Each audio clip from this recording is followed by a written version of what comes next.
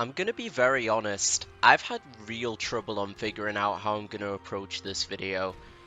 What really can be said about Sonic 06 that hasn't already been said? To be frank, there probably isn't all that much, and that makes this a little bit intimidating.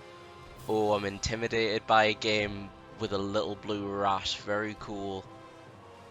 I have a really weird relationship with this game. When it came out, I loved it. I was a kid then, and I didn't really think about things critically. If I liked it, I liked it, and if I didn't, I did it. It was what it was. Then, when I started to get older and watch some of my favourite YouTubers tackle this game, I started to then hate it, despise it even. Nowadays, I can't lie, I'm a little bit of a Sonic 06 apologist. I'll explain why as we go. Instead of my usual video format, merging discussing gameplay and story as it comes, I'm going to go all in on the gameplay and then get to what I think of the story. Of course, I'll be starting with Sonic, then Silver, and then finally Shadow. I'm also playing this on original hardware on an actual Xbox 360, no emulators or mods, nothing like that, and I'll explain why I thought this was important to point out towards the end of the video. Alright, so what I'm about to say goes for all of the characters in this game, but since Sonic is our first playable character, I'll state it here. Controlling a character feels off. It's kind of hard to describe without experiencing it firsthand, but it feels too rigid, and I think that's because a common complaint in the previous titles like Sonic Heroes and Shadow the Hedgehog was that the controls felt too floaty, so here they overcorrected to a fault. Admittedly, it is something you can get more used to, but still I thought it was something worth pointing out. Graphically, I believe Sonic 06 really isn't that bad, especially for a very early Xbox 360/PS3 title. However, this game is horribly optimized. Everyone knows about the long and frequent load times, but I don't think it's stated often how badly this game lags. If there's even a slightly above average amount of things going on, the game chugs hard. And this is something that I'm usually not too bothered about if there is drops in frames. It is noticeable, but usually it doesn't really bother me. But it was just so frequent and so bad that it did really start to get to me when playing. Wave Ocean does a good job of establishing what to expect when it comes to this game's stages. Normal main character gameplay, the same kind of 3D platforming we've come to expect from the adventure titles, as well as the Amigo mechanic, where side characters will take over for a portion of gameplay depending on the story. Naturally, Sonic gets Tails and later Knuckles, and Tails is so goddamn weird to me here. He's like a weird blend of his Sonic Adventure and Heroes incarnations. He has the flight more akin to Adventure, except feeling way less intuitive, especially when he's getting tired. But he can only use dummy rings to attack like in Sonic Heroes, unlike in every other game in the series though. You can't just jump into enemies to damage them, you have to use something like a homing attack or a unique attack. And because the dummy rings spread out wide and frequently and renders each individual ring, expect Tails to just tank the frame rate. Sonic's last big gameplay style is the max speed sections, areas where Sonic is in an auto-running segment, and you direct him left and right. In concept, this is a really cool idea, getting across levels of speed that could only be shown in cutscenes prior. But because of the aforementioned rigid controls and general bugginess of the game, expect to die a lot, especially with a lot of sections designed to kill first-time players with traps that you'd have no way of avoiding unless you have knowledge of what's coming beforehand, or fucking clairvoyance, to be honest. After this level, you're supposed to buy a chip that lets you slide to save a girl to open up the next level, but you can just walk into it with no upgrades needed. This particular bit stands out as like particularly really buggy to me. Dusty Desert introduces a new style for Sonic's gameplay where he's carrying Elise, who makes barriers to avoid deadly surfaces. I'm not really a fan of this style since what it protects you from feels very arbitrary. Like sometimes enemies will just bounce off the shield and die, and sometimes if you run into one it'll hurt you. From what I could gather, it's just very random. And it limits a lot of Sonic's moveset. He's cut off from a lot of the moves he can learn later on in the game when he's carrying Elise. Oh, and there's bosses in this game too. Two types generally. One against big enemies like mechs that have specific cycles they go through before letting you attack, and character battles like the infamous silver fight, which are a pain in the arse if you don't know what to do, but once you figure it out, they are brain dead easy, and not in a rewarding kind of way. It just feels like a lot of things in this game unfinished. There's also side quests for some reason, usually involving tedious busy work or just fighting more enemies. Thankfully, it's very rare they're mandatory in the character stories, but when they are, you can really tell it's just for padding. Like this Who is the Captain one. Literally, what is the point of this? Also, side note, I find the Elise room near the White Acropolis portal just kind of creepy. I don't know why it's here or the point of it. It's visited a couple of times in the multiple stories. I just find it very weird. Anyway, new gameplay segment, snowboarding. Boarding will come up a couple of times throughout the game, and if regular controls felt stiff, oh boy, you ain't seen nothing yet, because the controls here are just shit, plain and simple. This game just frustrates me to my core, to my soul. And that's because there's so many examples of really well done level design, in my opinion, that are just ruined by unpolished controls and general bugginess. A big standout for me is Crisis City. To be honest, I think most levels are designed well in and of themselves in this game, but Crisis is just the best example for me, and it being brought back in Sonic Generations and it playing really well there just kind of emphasizes my point, I feel. Flame Core is similar, but not quite as strong, I feel. Knuckles is introduced here, and again, he feels so bad to play as if it's like you got the power formation from Heroes and just added 17 bricks worth of weight to the character. Also, next boss, Iblisworm. The game wants you to wait until it summons platforms, but just jump into the lava and use the invincibility frames to light the orbs to attract the big worm. It speeds up the fight way more. The next big level, Tropical Jungle, was one I was dreading going back to, honestly. Sometimes the vine mechanic just refuses to work properly and results in unfair deaths, but the second section pleasantly surprised me with how many paths and how expansive the level is. It's actually just really fun to explore. And after that you have to do Wave Ocean's Tails, but both for the story and the gameplay, I don't really get why this is here. It serves literally no purpose, and you already play as Tails in Wave Ocean the first time. I genuinely don't understand why it's here. So throughout the game you get upgrades that add to main character's kit, right? Lightspeed Dash, Bounce Bracelet, the usual for Sonic. But in the latter half of the story they introduce gems that give you specific abilities. A very cool concept, however they're all either broken or useless with basically no in between. Blue gives a speed dash that sometimes just puts you in slow motion. Red slows down time, including the actual timer, which makes time bonuses really easy to get. Green makes a little tornado. Yellow makes a barrier that doesn't attract rings. White lets you hold a homing attack, which can be useful sometimes. Sky Blue propels you to wherever it's thrown, and finally the purple gem, giving you an infinite jump. I'm 99.9% sure that these were all meant to drain your meter like Shadow and Silver's abilities do, but I just don't think it was programmed, so you can just use them all infinitely. Sadly, there's more shitty side quests before Kingdom Valley. I was fucking dreading the test where you have to fight a bunch of robots with no damage in particular. But the intelligence test was pretty tedious too. I found the love one quite funny though. Aquatic Base I just think is pretty boring, one of the worst levels across the board for every character. Sonic's final boss, the Egg Wyvern, along with a lot of things of 06, is very reminiscent of Sonic Adventure 1, so a lot of the gameplay, especially Sonic's story, I can really see a good game coming from it, but there's absolutely no saving the story. It's an absolutely confused clusterfuck. So I'm gonna do what I did for my Shadow the Hedgehog video if you watched that, because like this game, the story is absolutely insane. So I'm gonna bring back something I did from that video and have Drunk Me try his best to explain what happens in the story from memory. So take it away, Drunk Me. Okay, so the Soliana people, they're doing their little ceremony. And it just feels very Final Fantasy-esque, and I know that so many people have said that already. It's because it fucking does. Um, and it doesn't even feel that Final Fantasy-esque in all of the other CGI cutscenes. It's just the starting one in particular. Like it just feels very Final Fantasy. It's really weird.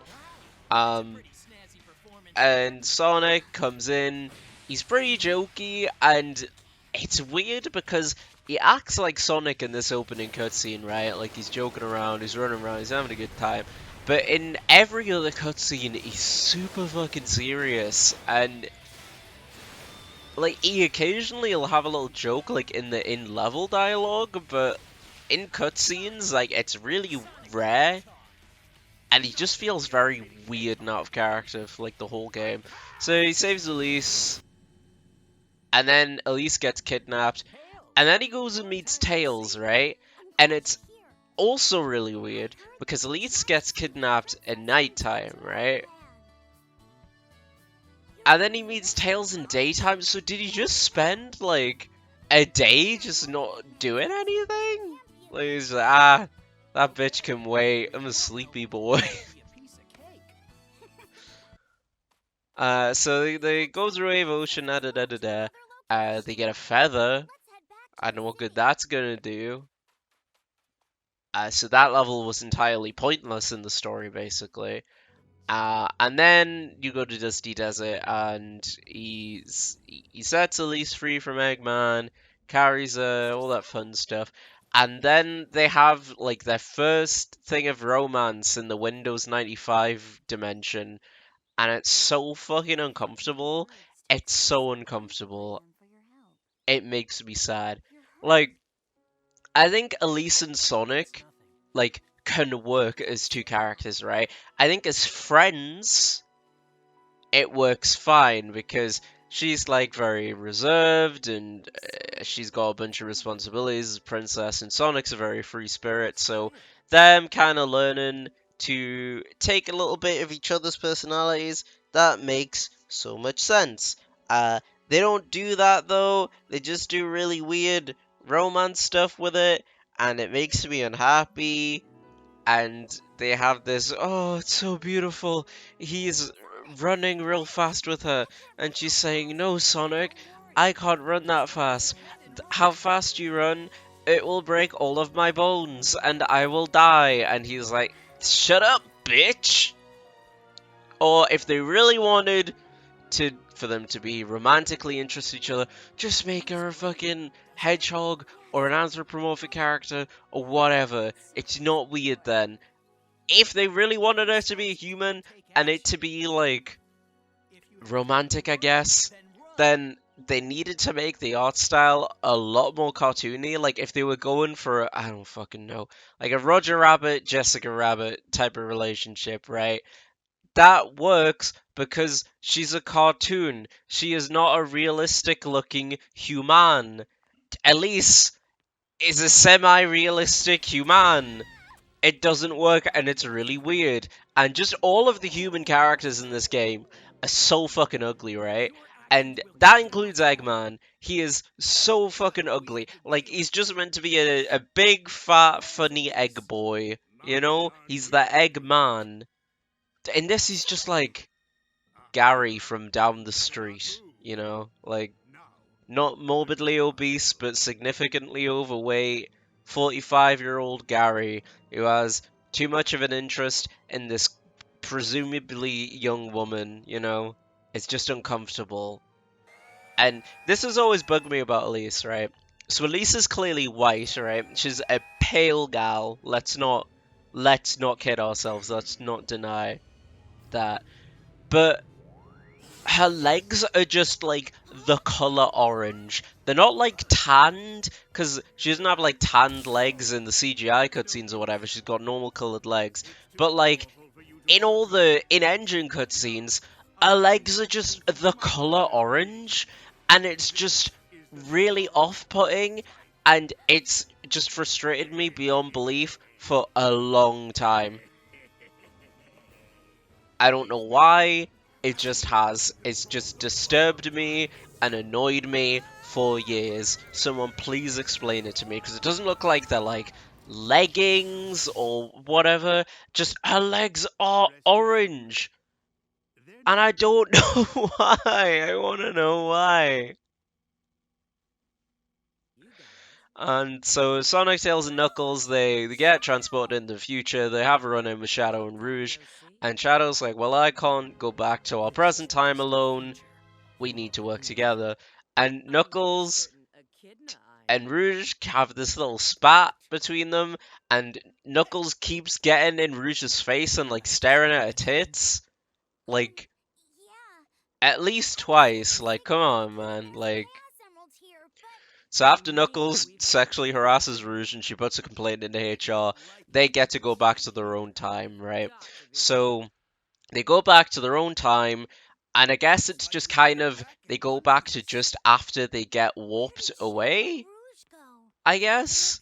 Because Sonic picks up a newspaper and it's like, oh, Elise's plane, the egg carrier or whatever, is gonna crash soon. Or, like, the train she's in is gonna crash soon. I don't fucking remember, to be honest. So, do that. Have a little spat with Silver. Sonic runs off. He rescues Elise again. She gets kidnapped again. Like, this woman is just not good at being a human being with her own autonomy, is she? Like, she's just constantly kidnapped and being saved, like, with little to no effort to change anything on her own. But anyway, so Sonic does those 3 trials after, then Silver comes in and is like, I don't want to kill you no more. That's its own can of worms, which we'll get into later. And then the egg carrier explodes, and Eggman and Elise fucking die, and Sonic's like, Elise! And it has to take, like, Silver and Blaze to remind him, like, you know you can go back in time, right? You know that's been a possibility this whole time, right? Sonic's like, oh shit, yeah, I forgot. So he goes back in time to save Elise, and they have that little cutscene of them running, like, through all the debris and then them getting to, which is so stupid, but also kind of activates my little baby brain and is like, that's cool when the explosion carries them up. And then they have a really weird, disturbing laugh and wink, especially the wink. The wink's so fucking weird at the end, and Sonic and Meg Griffin live in harmony. The end. Alright, it's time to talk about the big new character of Sonic 06, Furry Trunks. That's not a joke. I think everyone knows that when he was being made, they literally just called him Trunks. Silver's whole gameplay was made to show off the physics engine pretty much, having psychic powers that focus on more traditional 3D platforming, and I'm honestly unsure if this is a controversial opinion, but I think Silver's gameplay is pretty good in concept. Don't get me wrong, it's far from perfect, but when it clicks, you can really cause havoc throwing everything around you, and it's pretty fun. His main issue is his speed. He's just so agonizingly slow. I'm not asking for Sonic's level of speed or anything, but it shows in a cutscene that he can fly really fast for an extended amount of time. Let the player do that, or at least introduce an upgrade that increases his running speed or speed when he's floating. I guess Blaze took all his speed from him because goddamn, she feels way faster and has much better flow to her gameplay than Sonic. Imagine getting upstage in your big title game, goddamn. On the complete opposite end of the spectrum is Silver's other amigo, Amy. She's by far the worst character to play as in this game. She's slow as fuck. She can only attack enemies like 3 inches away from her, and she can be invisible for some reason, and it takes like a good minute too. God, she makes Adventure 1 Amy look like peak gaming in contrast. Silver's Dusty Desert is by far my least favourite level in the whole game. Amy's a big part of that, but so is the ball puzzle. There's a couple of times where you have to force balls into holes, kinda like Pool. These starting ones aren't bad, but the final one is genuine torture. Just do yourself a favour and glitch under the door to skip it entirely.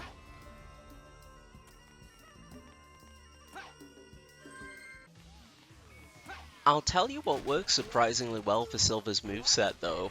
Boss fights. It does come down to throw as much shit around you as humanly possible most of the time, admittedly, but what can I say? It's fun.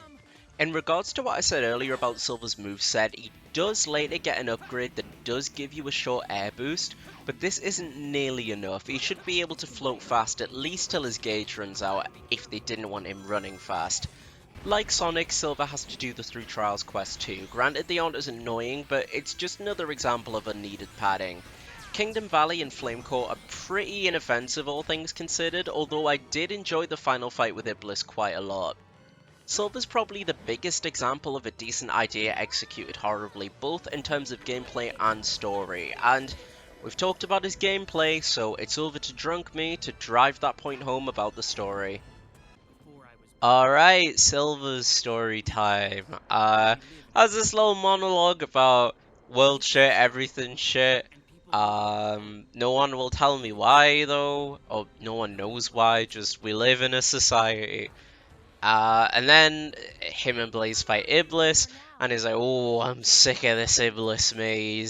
He's a right rapscallion, and this guy who looks eerily similar to Shadows, like, has some weird fucking monologue about chickens and eggs, like everything has an origin.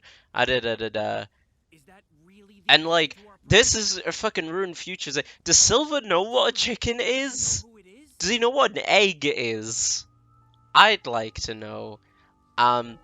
So this very ominous hedgehog man is like, I can help you travel through time, and also I can tell you who caused the future to be fucked.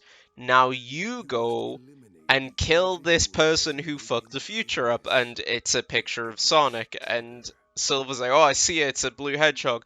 And Blaze, like, it's implied she knows of Sonic, and she just never says anything through the whole game. She's just like, blue hedgehog, huh? I'll just not bother telling Silver that, you know, this guy's a good dude. He's fine. I know him, kinda. I don't know if Sonic Rush happened before this, or like when it was being made, Sonic Rush was being counted in a backstory or whatever, but it doesn't matter. So Mephiles is just like, yeah, go kill this guy, and Silver doesn't go, okay, if you can travel back in time and you know who did this, if you really want to help save my timeline, why haven't you done anything about it? It's just like, okay, I'll do it. And he goes back in time, and there's quite a few cute little scenes of Silver, like, just marveling at very mundane things, because, like, all he's ever known is just Hell Dimension. So he's like, oh wow, a forest, oh wow, a desert, like, this is really beautiful. That is kind of nice. And then you get the cutscene sort of from his perspective, at least getting kidnapped for the first time. And then Amy mistakes Silver for Sonic. Haha, funny. Amy needs glasses. And there's funny little mishap of how Silver says, oh, he's looking for someone, and because Amy distracted him, he's lost him now. And Amy's like, oh, I'm looking for someone too, but they both don't know it's the same person. And that's why they're traveling together, but wants to have Amy wants to give Sonic a good old smoochie, and Silver wants to curb stomp him, and they don't know. And at least now, kind of in Silver's story, get more context on why Amy shows up in Sonic's campaign, which is nice. But she's mainly in Silver's campaign. And like, I do find it really weird just how adamant Silver is on just killing Sonic. Like, I know that's the only information he's got to go on. He's very naive, he's very optimistic. This is the only lead he's got to fix in his timeline, right? To fix in his future. But when someone who personally knows Sonic very well is like, what do you mean? Sonic is a really good guy. He would not cause the world to go to shit intentionally. Silver's just like, nah, he would. I'll kill him. But then he has a little kind of time by the seaside, and he's like, oh, I'll buy some boats, and he's like, oh, is killing someone just on the hunch that it's going to fix our future the right thing to do? And Blaze throughout the story just basically is, It is what it is, the character, like, the whole time she's just like, I don't know. Like, she just seems like she doesn't give a shit about what's going on. When presumably she's got as much stake in this as, like, Silver does. And then they get a Chaos Emerald, but that's whatever. But then they find Mephiles, and Silver finally asks Mephiles to, like, elaborate on what the fuck is going on. And Mephiles just deflects the situation completely, and he's like, doesn't matter, just go do what I say, you silly boy. And then he does this really funny little spin. Like, what's he doing? He's a crazy guy. But, like, Silver does confront him, but it's pretty indirect. Like, why don't you just go, look, man, I want the truth. Like, if you don't tell me the truth, I'm not going to do what you say. Surely that would kind of press Mephiles to do something, or at least come up with a better lie. Like, come on. So, he finds out where Sonic is, he goes to kill him, and Shadow comes in clutch and saves him, and then we get the best cutscene in Sonic, in Sonic history. Chaos control. And that roundhouse kick in the back of the head must have scrambled Silver's brain somewhat good, because he actually listens to Shadow, because he's like, Mephiles is deceiving you, you dumb boy, I'll show you, we'll go into the past and see what the fucking crack is, because Silver can use Chaos Control now also. I won't give up. And so he sees the origins of Iblis and Mephiles, and kind of helps Iblis being sealed in Elise. And then there's the whole thing about the Chaos Emerald inconsistency with Shadow and Silver's cutscene, where Silver gives the Chaos Emerald, but Shadow jumps in the portal with the same Chaos and listen, I'm not going to even fucking try getting into that. It's just poo-poo stinky continuity. I'm not even going to try. Leave me alone with that shit. But then he realizes, Sonic's a good guy. He comes in clutch and saves Sonic. And then Sonic goes back in time to stop Elise from dying. Silver goes back to his own future to seal Iblis away again. Because he's like, right, I saw how it happened with Elise. If I've got a bunch of Chaos Emeralds, so I can probably do it for myself. So he's planning a self-sacrifice sort of thing by the looks of it. But that's not really elaborated on. Like, you just kind of have to infer that. But you'd think they'd make a bigger deal out of it with his character, or at least have Blaze have some sort of reaction to a best pal trying to sacrifice himself, like before the end of the game, but it's like, whatever. So you go through Flame Core, fight Iblis, phase 3, and Silver can't be... Silver can't be arsed. No, Silver can't be accepted as the vessel. It would be way funnier if he couldn't be arsed. He can't be accepted as the vessel, so Blaze is like, look, I've got fire powers, Iblis is a fire fella, it makes sense. It makes sense. And he gets sealed away in Blaze, and Blaze presumably gets put in the Sonic Rush dimension here, like, what's it called, the Soul dimension, I think. It's always been my headcanon that this makes her kind of like you think she's dead, like she turns into a ghost. She says, "Bye bye, I'm dead," pretty much. I sacrifice myself so Silver can live on in this now fixed future, presumably. And it's always been my headcanon that she didn't die, but she just got transported into the Soul dimension. But that's me trying to make sense out of really badly made continuity. And that is the end of Silver's story. It's like the biggest example of like a decent idea, horribly fucking executed in my opinion, especially when it comes to the narrative. So, there's that, yeah. Now we're on to Shadow, and he plays really similarly to Sonic, except instead of a spin dash, he has a spinning kick. Considering how they bulk the spin dash, it's not really missed here. His levels have a much more of a combat focus anyway, emphasised best by his version of the homing attack, which has an aerial combo attached after the first hit. He can also stun enemies with his Chaos Spear, making clearing out enemies a little bit easier.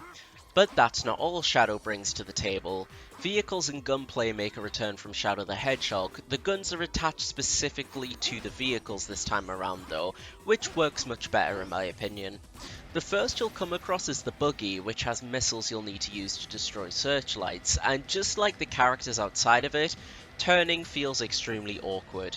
Speaking of, Shadow's fight with the Egg Cerberus as first boss, it's really weird compared to Sonic's, with the way Shadow's homing attack works. It's easier to get extra hits in with his homing attack compared to Sonic, but you float off the Cerberus easier, and I can't tell if this is intentional or is just a glitch. Like the other characters, Shadow gets more upgrades. He's focused around his Chaos powers. The first he gets is his Chaos Snap, which is a weird teleporting type move that lets you walk through locked boxes. Sometimes. And it's only required like once or twice through the whole game, primarily to get to Kingdom Valley. It also shows the next new vehicle, the Hand Glider. It uses missiles like the buggy, but this is an on-rail segment in which you can speed up or slow down and move around slightly. These are probably the best of Shadow's vehicles. I've never had any issues with any of these sections. After doing this, you play as Rouge, who's a weird fusion of Tails and Knuckles. She has the gliding and wall climbing of Knuckles, but the range bombs of Tails. Her sections are akin to her levels from Sonic Adventure 2, except without a radar. Instead, the items you need to collect are always in a specific place to compensate. After that, you can use the hovercraft, which also feels so weird to use. I get it, it's supposed to feel floaty, it's a hovercraft, but because of the way it moves and it's designed so there's not really any visual feedback until you hit something small and go flying, and by that point it's too late, you're dead. It's not just the vehicles that are faulty, of course. Shadow's homing attack in particular can have some weird hit detection that results in you attacking random things like enemy projectiles or just bits of wall, and it can lead to some unfair death, especially in levels like Crisis City. Oh, also, side note, there's something just so funny to me about this ruined, desolate future just happening to have a couple of pristine, Shadow-themed cars just lying around. The last vehicle Shadow can use is a motorbike, first shown in Radical Train. It uses machine guns instead of missiles, but like the buggy, turning is an absolute nightmare, especially when you have the goal to go faster than a leisurely stroll. You also get to play as Omega, and he's alright. He's more of a ranged character, but like Silver, he has a float that you can exploit just to move way further. His is even better than Silver's since it's not attached to any meter. The last thing to really talk about with Shadow's gameplay is the other two Chaos powers. Chaos Lance, which basically lets Chaos Spear cause damage, which is decent, and finally Chaos Blast. And Shadow the Hedgehog this ain't. It's significantly smaller than in that game and takes a lot of time to charge. Granted, it's pretty strong, but like, just homing attack the enemy, you'll kill it quicker. In fact, you'll have probably moved on to the next enemy if you use it by the time the Chaos Blast animation ends, so it doesn't really have a lot of use. So I've been pretty hard on this game so far, which is well deserved, but I've barely gave the story a proper look in because it's shit. But Shadow's story is actually pretty decent in my opinion. Stupid shit I've already gone over notwithstanding, but I think the reason it works so well is two things. The relationship with Team Dark and Shadow's characterization in this game. By this point, Shadow knows who he is. He's come to terms with his past and his place in the world, so he has absolutely no time for Mephiles trying to manipulate him. And how much him, Rouge, and Omega clearly care about and look out for one another is very sweet. There's a lot of cutscenes that emphasize this, and it's always very nice to see. I also like the few interactions he gets with Sonic. He has a friendly sort of rivalry, but they clearly have a respect for each other too. It's nice. So yeah, all things considered, Shadow's story is quite enjoyable. Know that I'll always remain by your side. Remember that.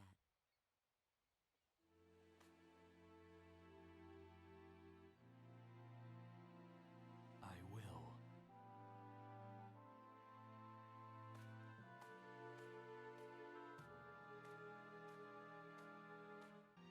You know what's not enjoyable though? The last episode, which I will explain very drunkenly. Alright, last story, let's go. So you think Mephiles might be dead because admittedly, like I said before, Shadow Story's decent, but like that last cutscene is a fucking banger. You know it. It's really cool. Don't even lie. You don't seem cool if you don't think if you pretend that it's not cool, because it was. But yeah, you think Mephiles might be dead, but no, surprise, surprise, he's alive, and he not smiles and because he's got no mouth into the camera and is like, I'm gonna cause some havoc. I'm gonna cause some silliness. So Elise and Sonic are just walking around, you know, as you do. Then Mephiles literally just he does the teleports behind you, nothing personnel, kid. He literally does it. He just like rises from the ground behind them and stabs Sonic in the back with a laser beam, and Sonic fucking dies. Not just like oh, that incapacitated me, like, oh, what a powerful attack. Just Sonic just dies. He essentially just gets shanked and dies. And Elise is like shaking his limp dead body, and Mephiles is just like, oh, this is the funniest fucking thing in the world. This is funniest thing. I made you cry because a hedgehog died that you known for like maybe 5 days. Haha. Time to fuse with Iblis. So all the emeralds just kind of come to him now that Iblis and Mephiles are like fusing together. And the whole universe presumably is engulfed in this like bright light. Because I have to presume it's like all just concept of time because Silver's also brought here, and obviously he's not in the present, but he still gets pulled into like the end of the world segment. So all conceivable reality must have been pulled in by this beam, I guess. But that's me like stretching. So everyone's pulled here aside from Blaze because she's just gone. Uh, and Silver's the one that's like, I won't give up. We'll fix this. And Shadow's like, yeah, we probably could fix this. However, Sonic is dead. And everyone mourns over Sonic's death, even Eggman. Which is weird because he presumably wanted the Flames of Disaster to be released. And also, he hates Sonic. So like in Venture 2 and stuff, him turning makes a bit of sense. I guess because it's not him in control of it, but this is presumably what he wanted, right? Um, but whatever. I guess he doesn't have control of the time-destroying powers of Solaris, so he's a bit miffed, and he's like, Elise cried, haha, but Sonic's dead, frowny face, my best buddy is dead, oh no. And Amy's crying over Sonic, and Elisa's like, I feel Sonic's presence in the wind, which I don't understand what that means. I guess his soul still exists or something. Weird that she doesn't sense Blaze's presence in the wind. I guess that she's just not important enough, but whatever. But the Chaos Emerald, despite like everything, nearly everything anyway, being like eaten by this god, the Chaos Emeralds are still around and obtainable, so everyone splits off to get the Chaos Emeralds, and I'll talk a little bit about that now. Yeah, End of the World fucking sucks. You play a section of every level as everyone aside from Blaze and Sonic on account of them being fucking dead, and grab a Chaos Emerald. If you aren't getting hit by random boxes, a void will open up, pull you in with its own gravity, and insta-kill you. You'd love to see it. So yeah, they get the Chaos Emeralds, and no, it's not enough for the Chaos Emeralds just to revive Sonic, like, because it's fine, it works on as much as Sega don't want you to think about it, it works on Dragon Ball logic. You collect the 7 Chaos Emeralds, a miracle happens, which is essentially another word for a wish, so Sonic can be brought back to life with the Chaos Emeralds. That I can buy, but that just wasn't enough. They had to have Elise fucking kiss the corpse. And like, this has been talked about to death, I know, but it is just so fucking weird and creepy. Like, her just kissing Sonic just as is weird enough, right? But I think it's the fact she's kissing his goddamn dead body, like his rigor mortis ass roadkill corpse, that just puts it from, oh, that's kind of a weird choice, to that's fucking disgusting. That's what puts it in fucking disgusting for me anyway, but whatever. So Sonic comes back as Super Sonic, and I'm surprised that Amy doesn't say anything about this, because she just kissed Sonic. You know, I thought she would have had some words to say about that, but I guess she's happy about him being alive in general, so whatever. So, him, Silver, and Shadow all go Super Shadow and Super Silver, and then they all go up to fight Solaris. It's meant to be kind of representation of the past, the present, and the future with Shadow, Sonic, and Silver respectively. And I'll talk about the final boss now, so here we go. We've made it, the final boss. It's pretty mid having you use specific hedgehogs to damage Solaris until it takes a certain amount of damage, then swapping to the hedgehog that can damage it while dodging projectiles. Rinse and repeat for 2 phases. You know what's not mid? The music in this game. Listen, this game may be a hot mess, but the soundtrack is astonishingly good. My personal favourite tracks being the Max Speed Wave Ocean section,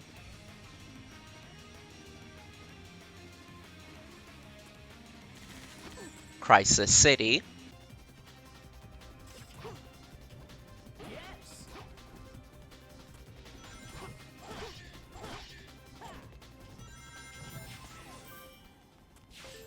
Flame Core,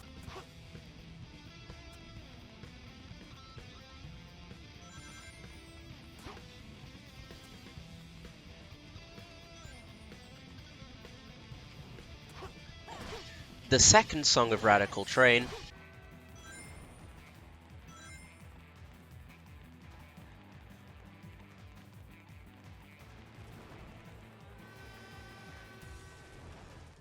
Kingdom Valley,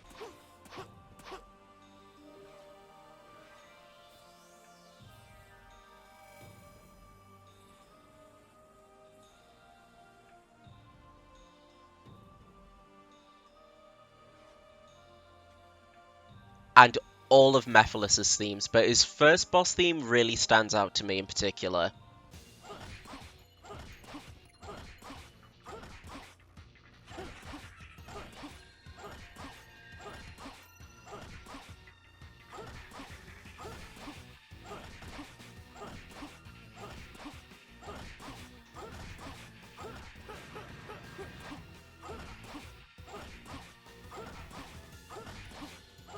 The character themes are also certified bangers. Sonic's theme, His World, is probably the best theme in Sonic, don't at me.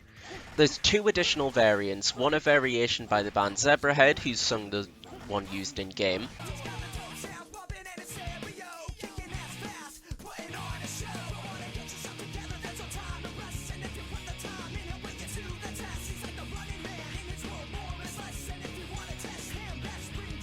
and another by Crush 40.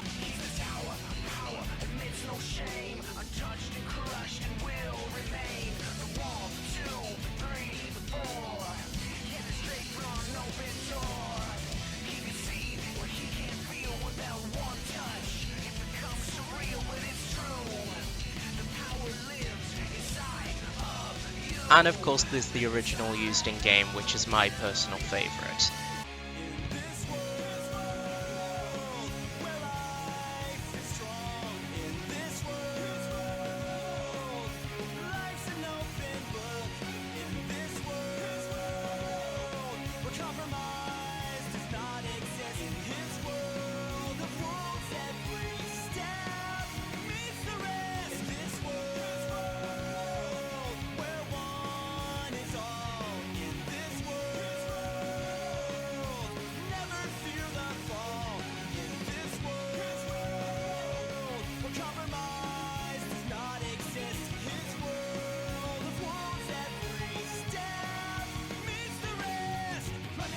Shadow's theme is a returning song, All Hail Shadow, performed by Crush 40 this time, and I also prefer this one to the version in Shadow's title game.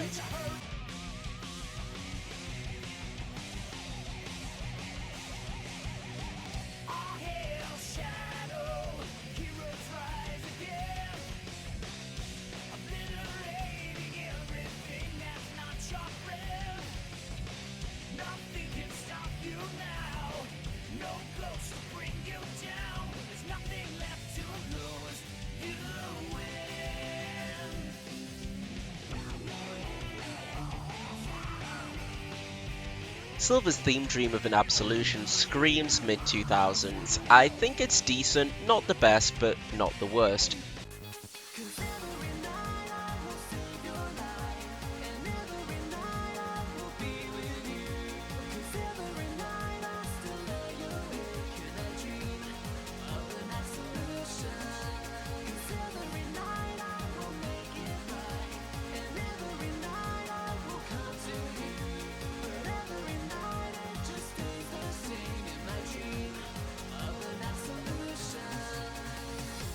But right, fun fact for you, it was apparently confirmed by the singer Bentley Jones, wrote the song about a former gay relationship and supports the idea of Silver the Hedgehog being gay or bisexual, so there's that. That's cool. There's also a really weird song at the end of Sonic Story by Akon. I really, really dislike it, but also just find its existence really funny. Especially the remix at the start. It's just fucking silly. And I cannot go talking about the soundtrack without mentioning the second phase of Solaris, a fully orchestrated version of his world. Absolutely phenomenal. Even if we can't stop this force, we can stop his consciousness. There's a strange thing in the middle of Solaris. Isn't that the core? Silver, it's your turn. I'll take care of this.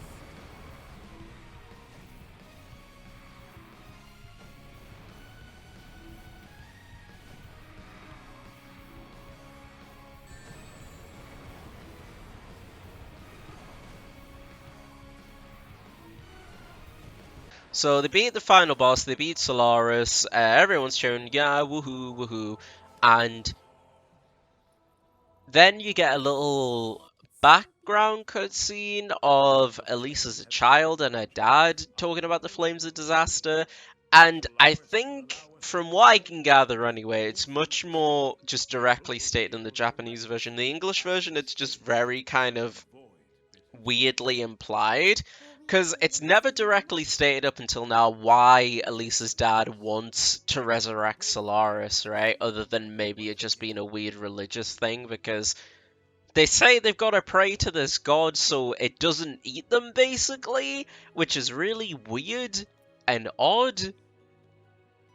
But anyway, they basically want to bring Solaris back to revive Elisa's dead mother, which would have been way better of a thing to kind of focus on for Elisa's character, like kind of her grief, but she can't express it because if she cries, then a big fire demon will emerge. Like, you'd think that would get more time being focused on and kind of her feelings about it, but no, it's just sidelined for her being like, oh, that 3 foot tall blue hedgehog. Oh. So yeah, it's like, oh, she's gonna bring back.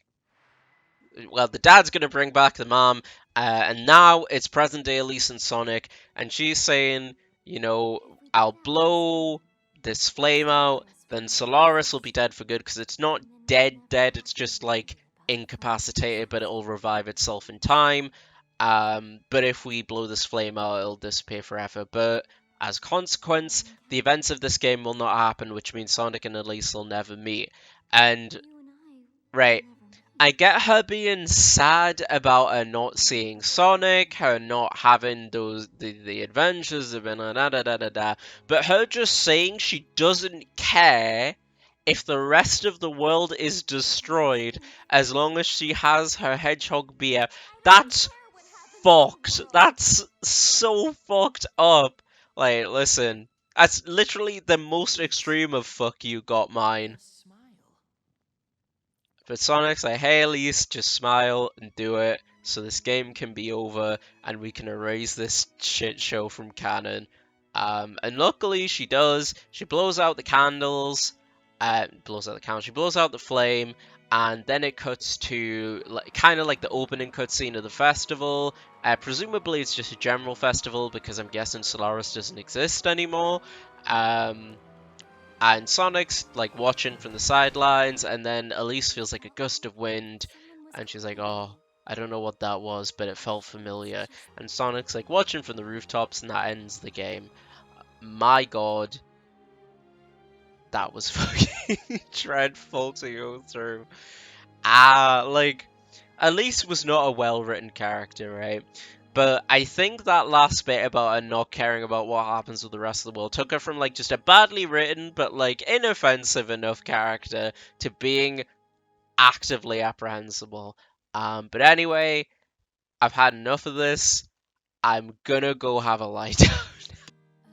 I will say, though, the ending credit song slash Elise's theme, My Destiny, genuinely, in my opinion anyway, a really, really beautiful and moving track, right? It's a really, really nice, somber, kind of bittersweet song.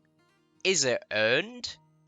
Fuck no, are you kidding? I've spent the last god knows how long explaining how absolutely vile this story is, but the track itself in a vacuum, it's really nice. It's very good, very moving, very nice just to listen to. Does it work as Elisa's theme? No.